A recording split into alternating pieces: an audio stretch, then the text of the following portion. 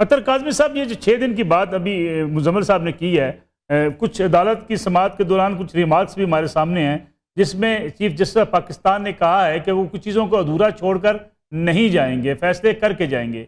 6 दिनों में कौन से ऐसे बड़े फैसले आ सकते हैं?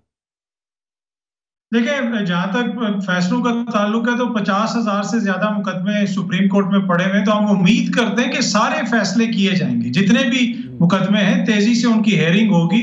ये बहुत जरूरी है हमारे निजाम इंसाफ के लिए। अब मुझे ये नहीं पता कि किस कौन से मखसूस केस हैं जो जिनके वो फैसले करके जाएंगे, लेकिन जहां तक ये ऑडियो कमीशन का ताल्लुक है, आई एम रियली सरप्राइज कि हम कैसे ये कह सकते हैं कि एक ऑडियो 2 ख्वातीन की, उसमें किस में से क्या इधर कोई भी ऐसी मौजूद शख्सियत है जिन्होंने चीफ जस्टिस की साथ से कभी बात की हो? आपको किसने बताया कि वो उनकी ऑडियो है? किसने ऑथेंटिकेट की? उस ऑडियो की सोर्स क्या है? क्या पाकिस्तान का आइन और कानून ये इजाजत देता है कि 2 घरेलू ख्वातीन की जो ऑडियो हो उसमें वो रिकॉर्ड कर ली जाए इस तरह? वो किसने रिकॉर्ड की? क्या उस जो ऑडियो कमीशन है उसके अंदर ये क्वेश्चन भी है कि ये ऑडियो रिकॉर्ड किसने की और कहां से आई? क्या आप नहीं समझते ऐसे पाकिस्तान के शहरी के ये भी चीज सामने आनी चाहिए कि वो किसने रिकॉर्ड किया? और दूसरा, उस ऑडियो के अंदर मुझे तो कोई ऐसी चीज नजर नहीं आती। वो जो मुबैना ऑडियो है, 2 ख्वातीन बात कर रही हैं, अगर मेरे आपके हम सब के घरों की ख्वातीन की ऑडियो इस तरह रिकॉर्ड करनी शुरू हो जाए और हम लोग उस चीज को एक तरह से सपोर्ट करना शुरू कर दें और उस पर हम चीयर लीडर्स बन जाएं, तो खुद नसरुल्लाह मलिक साहब आप सोचें कि ये मुआशरा फिर किस तरफ जाएगा। मुआशरे तब ही चलते हैं जब आइन और कानून के ऊपर अमलदारी होती है। चाहे उसमें अदलिया कहीं कोताही करे तो उसकी भी निशानदेही करनी चाहिए, किसी और तरफ से हो तो उसकी भी निशानदेही करनी चाहिए। सियासत में और सियासी अनाद में हम इतने आगे निकल जाएं कि हम घरेलू ख्वातीन की ऑडियोज मुबैना तौर पे लें। कोई क्या मुजम्मिल साहब ने वो ऑडियो सुनी है या इरफान कादर साहब ने उनकी सास से कभी टेलीफोन पे बात की है? किसी को क्या पता कि वो उनकी सास की ऑडियो है? मुझे ये बता दें मुजम्मिल साहब कि किसने इनको बताया। ठीक है अतर काज़मी साहब, सारे चार्जशीट साहब ने लगाई कि ये सारी ऑडियो लीक्स जो सामने आई, फिर हम सबको नज़रअंदाज कर दें कि ठीक है मुल्की मामलात में अगर कोई गुफ्तगू होती है, बातचीत होती है, अगर कहीं ब्राइब की बात होती है, टिकट बेचने की बात होती है, तो सारों की फिर कोई कार्रवाई ना हो, ना तहकीकात हो। देखिए, मसला ये है कि ऑडियोज मलिक साहब बहुत सारी आई। ऑडियोज आई कि मरियम बीबी के दामाद का हमने वहां से मंगवाना है, भारत से प्लांट आधा फंसा हुआ है, वो भी ऑडियो आई। ऑडियो ये आई कि मियां साहब से पूछेंगे कि कौन कौन से इस्तीफे मंजूर करवाने हैं, वो भी मुबैना ऑडियो आई। एक सेहत कार्ड ही तो दिखाने के लिए है और है क्या इमरान खान के पास, वो भी ऑडियो आई। तो या तो होता ना कि ये कलेक्टिवली जिस तरीके से हमारी नेशनल सिक्योरिटी को दांव पे लगाया गया कि वो जौहरी ताकत जो दुनिया में वाहिद इस्लामी जौहरी ताकत है, उसका वजीर आजम हाउस की हर ऑडियो इंटरनेट पे अवेलेबल थी, क्या उसके ऊपर कमीशन नहीं बनना चाहिए था? कहने का मकसद ये है कि ये जो सिलेक्टिव आउटरीच है इसके पीछे कहीं ना कहीं कोई सियासत है। या तो होता ना कि ये होता कि किसने ये ऑडियो की, किस तरीके से हमारी सिक्योरिटी जेपरडाइज हुई, कौन कौन लोग इसमें मुलविस थे, ये सारी चीजों के ऊपर अगर एक कमीशन बनता तो 100 बिस्मिल्लाह 100 दफा बने, जरूर तहकीकात हो। लेकिन आपको कहीं पे भी वो वहां पे कोई परेशानी नजर आई कि मुल्क के वजीर आजम जहां पे अस्करी क़यादत बैठती है, दुनिया भर के सरबराह ममलिकत आते हैं, उस ऑफिस की ऑडियो इंटरनेट के ऊपर जनाब कभी कोई ट्विटर पे रिलीज कर रहा है, कोई कभी इधर रिलीज कर रहा है, कहीं पे आपको कोई परेशानी नजर आई हुकूमत के अंदर और कहीं पे कमीशन बनाने की बात हुई? तो ये मकसद है। बाकी जो मुजम्मिल साहब ने बातें की उनका हक है, वो उनकी राय है, पर उनकी राय में लगा मुझे मुजम्मिल सोहरवर्दी के साथ लगा कि जस्टिस मुजम्मिल सोहरवर्दी हैं, कोई फैसला सुना रहे हैं, उन्होंने तो फैसला सुना दिया तो वो हमें उनका फैसला कबूल करना पड़ेगा। कि अदालतें अगर सियासी रिमार्क्स देंगी फिर तनकीद भी उन्हें बर्दाश्त करनी पड़ेगी, उसके नतीजे में बिलाखिर भारत अदलिया कमजोर होगी।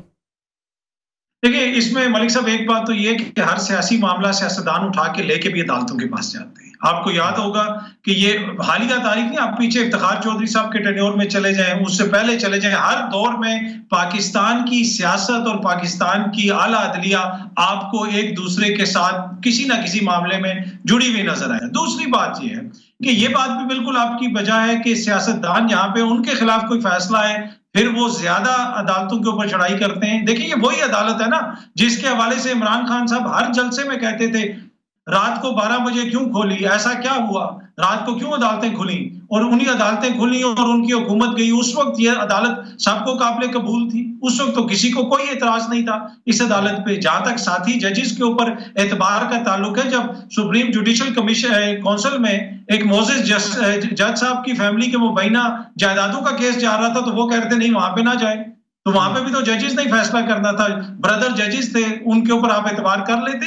तो ये हमारी बड़ी अनफॉर्चुनेट साइड है कि वहां जब भी जिसके ये खदशा होता है कि फैसला मेरे खिलाफ आ जाएगा या मेरे खिलाफ आ गया है, तो आप अदालतों के ऊपर तनकीद करना शुरू कर देते हैं। और हालिया दौर के अंदर हमने देखा कि जिस तरीके से अदालती फैसलों की बेतौकीरी की गई, यकीन कीजिए कि आप आज से 5 साल के बाद ये पाकिस्तान का तारीख तरीन दौर के तौर पे याद रखा जाएगा। लोग भूल जाएंगे ज़ियाउल हक के मार्शल लॉ को। मैं आपको बड़ी जिम्मेदारी से बता रहा हूं, जो आइन और कानून के साथ 16 माह के दौरान ये लोग करके गए, और अब जिस तरह अदालतों की बेतौकीरी हो रही है, ये कोई वो नहीं है हम ख्याल बेंच और ये और वो नहीं।